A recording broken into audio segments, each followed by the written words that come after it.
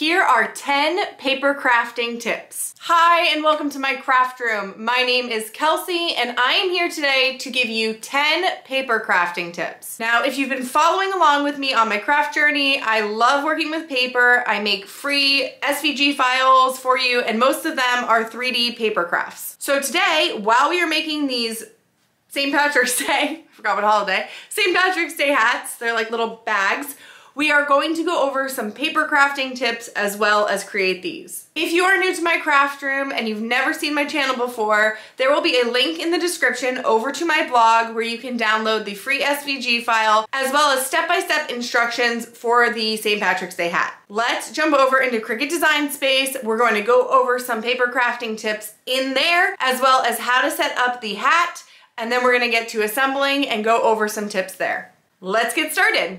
Okay, we are in Cricut Design Space. I'm not going to show this over today in Silhouette Studio. I'm going to just stay over here in Cricut Design Space and show you how to, one, set up this project. It's actually pretty easy. And also some little tricks that work really well with paper crafting projects.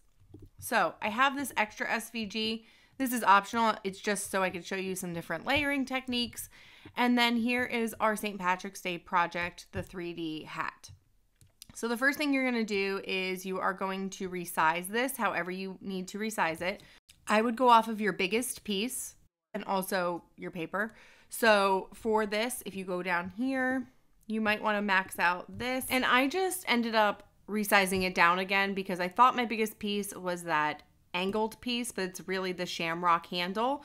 So I sized down again to fit a 12 by 12 piece of paper. And now we are at 10.75, and that's great. This will depend on the size paper you have, as well as your mat size. So if you have that longer paper that they sell, you can make your hat bigger, but I only have 12 by 12 paper and 12 by 12 mats, so I am going to make mine a little bit smaller than 11.5, which is the max on that mat. So from here, the only thing left to do is you are going to ungroup everything in the leprechaun hat. I don't know why it's showing up like this. I think it's a glitch from Inkscape over to Cricut Design Space, but the SVG still works, so we're good. And I'm going to just grab, after you ungroup, just grab this top hat piece. I'm going to change this line to a scoring line, and then I'm definitely going to go back, and I am going to attach those. So my first big paper crafting tip is to invest in a scoring stylus for your machine. If you're using a Silhouette, their scoring is done by a very light cut on the machine, and I actually do really like it. It makes really crisp, clean lines, but it does take some adjusting, so just keep that in mind. However, if you have a Cricut, I highly suggest just investing into a scoring stylus. I actually prefer it over the scoring wheel, which is for the Cricut Maker. So I keep my scoring stylus into my machines pretty much all the time. A scoring stylus, yeah, on Amazon that goes into that side is actually $5. So I highly suggest getting a scoring stylus. The machines used to come with one. When I first got my Maker, it came with a scoring stylus, but now I don't think they provide anything extra. So invest in the scoring stylus. That is my first tip for $5. Invest in it. If you can spend the $5, do it. So change that over to your scoring stylus, and now we're ready to cut that part of our project. Now, I did end up making this extra layered piece, and I want to show you how to do that.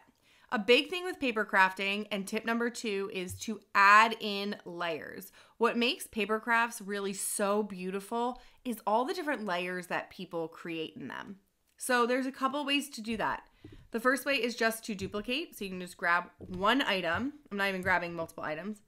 And just duplicate them and then layer them on top of each other. I'm going to go in later on how to layer to give you all those different heights. But first, I just want to show you that you can layer. You can also do this by using your offset feature. So you can grab your whole SVG file and create an offset. I'm just going to hit apply, and then you can change the color if you want to. And you can do multiple offsets, just creating the same over and over again. Or you can even just do part of the SVG file. For example, if you wanted to do this backing and create another offset here, let's say I just wanted to do a little bit, you can. So that's another great way to add layers onto your project. Create different dimensions, different sizes, and create those layers. So now I'm just going to make this a little bit smaller because I'm just going to add it onto my hat kind of in the corner. And now I'm going to hit make. All right, so we have everything on all of our pieces. All right, and now my one thing that I want to show you is this.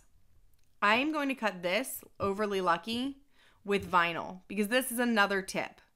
You can cut vinyl, both heat transfer vinyl and regular vinyl, and use it for your paper crafts, especially for things like this, these letters. That way, 1, you don't lose anything. 2, it's lined up perfectly. And 3, it's just easier to apply. You can apply the whole word at once or the whole thing at once. So I'm actually going to go back to my canvas, go to my green here, and I'm just going to change the color to a different green. That way it goes on its own mat to be cut. Your next thing is your settings. So when you go into your settings on your Cricut design space, you want to get to know your settings. Now, I usually use medium cardstock, and that's because I know my settings. I know that it works for a lot of my paper. I don't have to worry about it. But let's go into the cardstock list, and these are all settings that are in Cricut design space. Craft cardstock, medium cardstock, heavy pattern paper, glitter cardstock. See, I have these bookmarked. If you are a regular paper crafter, start bookmarking the stuff you use and start really knowing your materials.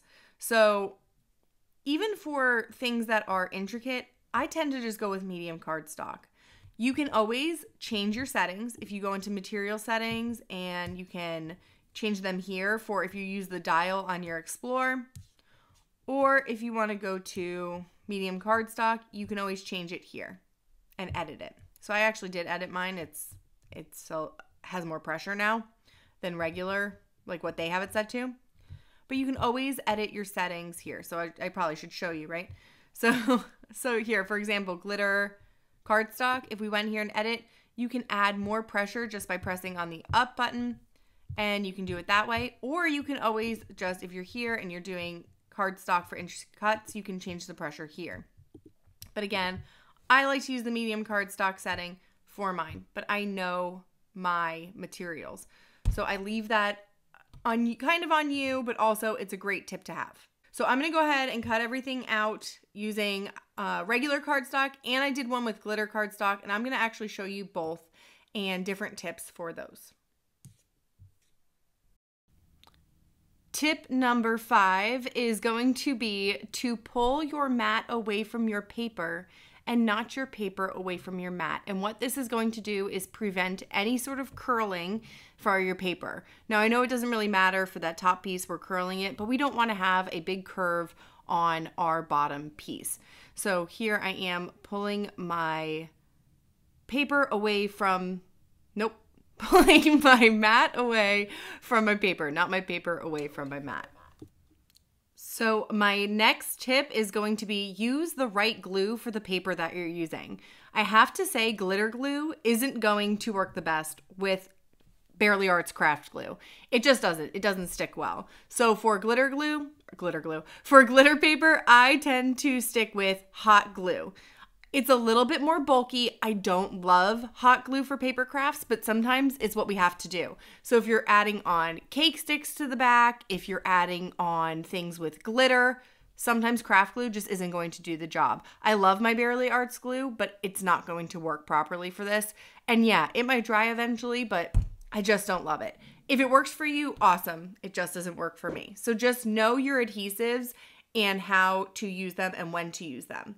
That's also saying with like a tape gun or foam tapes, I just don't find this to be an appropriate time to use that.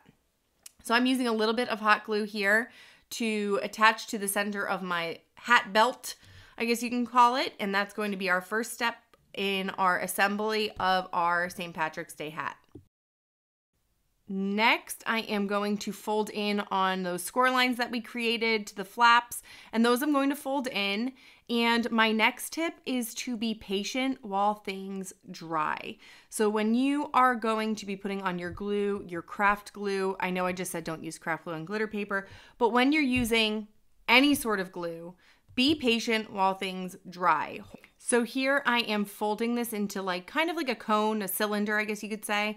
And I want to make sure that that flap is completely sealed and dried, because the last thing you want is for it to just start like unraveling. So this is the same for really any sort of creation. If you're making 3D letters, you're making any sort of 3D product, you're making your cake toppers, make sure you're allowing things to dry fully. Now we're going to center our little cone that we just made onto our circle. And again, take your time doing this. Have patience while you're paper crafting, because once something's glued down, if you try to unglue it, it's probably going to rip your paper. So really my tip shouldn't just be while things are drying. It should be just have patience and give yourself grace when you're making things, because you might mess up, and it's okay because it's handmade. So now I am placing this onto the center the best I can. You can also like mark the center before you place it on, but you're just going to center this and glue it down. And now I'm attaching my belt around the middle of the hat. I keep forgetting what it's called. I'm so sorry. I'm just having like a brain bubble. And so you're going to center that. And I like to line my seams up. You can kind of add that as a bonus tip, but I do like to add my seams up, line up my seams in the back. And you can glue this belt up so it stays up on the hat, or you can just let it, you know, be really tight and kind of sit there. But you're going to glue on your belt. And I think on this one, I did the belt first, which was smart. And on the second one, I did the belt after, which was not smart. And that's just so I knew where to place my handle, so that the belt was facing me and then the handle went the same direction as the belt. So you're just adding on your handle. I put a little bit of hot glue and glued it on to each side. And that's it. That's the entire hat assembly. So very easy to do. So now let me show you some layering techniques with that other SVG file that we made. Also, I love the way that this came out in the all glitter. It's so cute. So here is me assembling the regular cardstock, and I am using my Barely Arts craft glue here to assemble this. Again, patience while glue is drying. And it's the same exact steps. There's nothing different here, but all the same tips apply. You know, pull your paper away from your mat, be patient, and you'll have a really great end result. So now I am going to show you how to make that little side SVG, and these are some extra tips. So the first one has to do with vinyl, and it's not really about weeding or any settings there. You see I almost lost my K, but I did catch it. My tip here is to make sure you use the right transfer tape for paper, as well as the right heat setting if you're using heat transfer vinyl. So I am using this clear transfer tape, and I'll link to it below in the description as well in the blog post, but it is going to be a very lightly tacky transfer tape. See, it's almost like the vinyl doesn't want to stick to it. It does, but it's not going to rip your paper. You don't want to use the heaviest tacked transfer tape, because that's not going to work for paper. And if you don't want to go out and buy new transfer tape, you can always just make your current transfer tape less sticky by like sticking it on your clothes or on the carpet, just kind of getting some wear into it and getting rid of the adhesive. But look at how much easier this is. Rather than gluing on individual letters, I'm able to place the whole word over onto my backing on that gold that I cut out, and it's just so much easier to do. And then I just lightly pull off the transfer tape. Don't rip it quickly. You don't want to rip your paper. And then look, now I have a nice little offset and all of my letters are aligned properly. So we're going to do the same for the other side. And if you're using heat transfer vinyl, whenever I use heat transfer vinyl, I always use the lowest setting on my heat press and a very light pressure. When you use heat transfer vinyl, you have to make sure that you are not discoloring your paper, because that is something that does happen with a lot of papers and heat transfer vinyl. So just be careful, light pressure, light heat, and go from there. My next tip is going to be use makeup for shading. If you've seen some of my other flower videos, you've seen that I love using makeup and a Q-tip to shade. And you can also use like alcohol inks, or you can use markers, but I love the way makeup looks. I saw it from another crafter, Sweet Eve Designs, and I've been doing it ever since. I have this cheaper makeup palette that I use only for my arts and crafts, and it's great for shading and adding details on to your projects. So makeup for crafting. And my final tip is going to be to invest in foam tape. Get all different colors and all different heights because it really adds to your project. So here I have green foam tape. I also have like blue, pink, purple, and it kind of like hides it into the project while also giving you all of those different heights and dimensions. So I mentioned before we add layers, and then to add different heights, we're gonna add in foam tape.